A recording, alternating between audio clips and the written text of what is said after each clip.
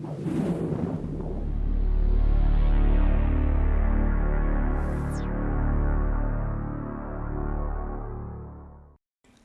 rule tree is a centerpiece of MusicMaster and the subject of episode 5, 10 steps to perfect MusicMaster rotation.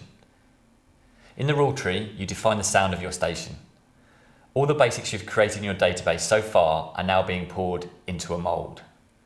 How often artists are allowed to be repeated, in which way the song should be spread across the day, and which combination in terms of style or pace are desired.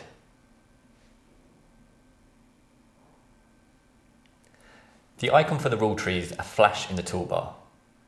In the rule tree itself, we have two areas. In the left area, we manage our active rules, and on the right side, we can get new rules. Here, all existing rules are stored. The rules are managed and stored in folders. There is an area for all categories, but each category also has its own folder area. There are 3 ways to store a rule and thus activate it.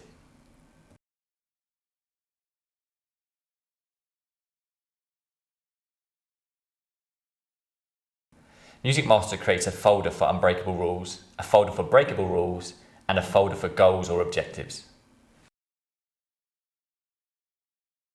It's quite easy to activate a rule. Just drag the rules from the right side to the desired folder on the left.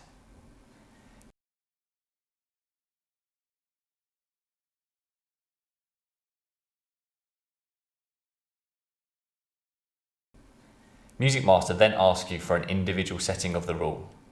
In this case, we opt for an artist separation of 3 hours and 15 minutes. On the right side, the rules are grouped by field type or by application type, so you'll quickly find your way. For example, if you are searching for a rule for a certain attribute, go to the rule folder for attribute fields, choose the respective attribute, and then determine if you are searching for a comprehensive rule or for a rule for a single attribute.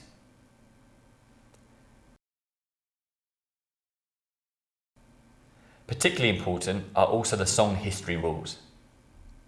Here, you can activate the rules for day parting and minimum rest, the time a song should pause until it's being played the next time.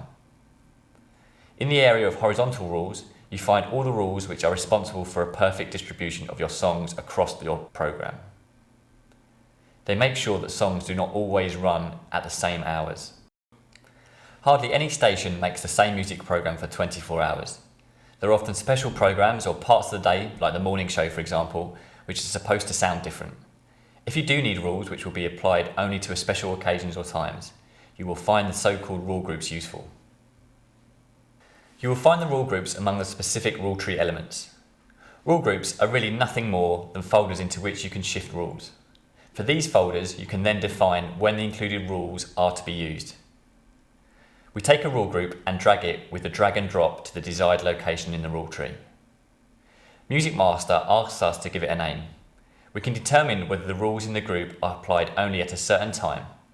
It's also possible to set a restriction on the basis of clock ID. In this case, the rules apply only if the clocks listed are in use. Additionally, you can also define whether the rules apply only to specific elements from specific categories.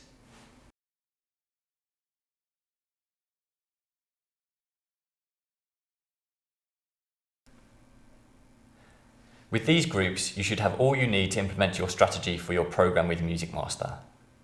But better still, with Optimum goals, you put the metaphorical cherry on your scheduling by placing objectives into the rule system. From all the songs which already fulfill all the rules, the Optimum goals search for the one that best meets your objectives. If, for example, the goal optimal allocation of hours is activated, MusicMaster will prefer the song which has been played least within this hour. For a program which has a clear and simple structure, you can achieve great results by exclusively using Optimum goal scheduling. Another important tip. For jingles, drop-ins or promos, you will find all the rules in the rule tree. Do not forget to exclude these categories from the rules for all categories. After all, a jingle artist does not need an artist separation.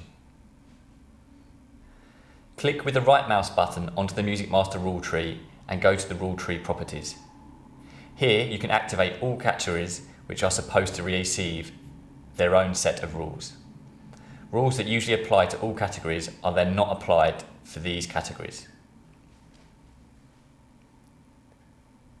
Now we are ready to kick off the planning for the first time. In the next episode, you will learn how to schedule and edit your music schedules automatically.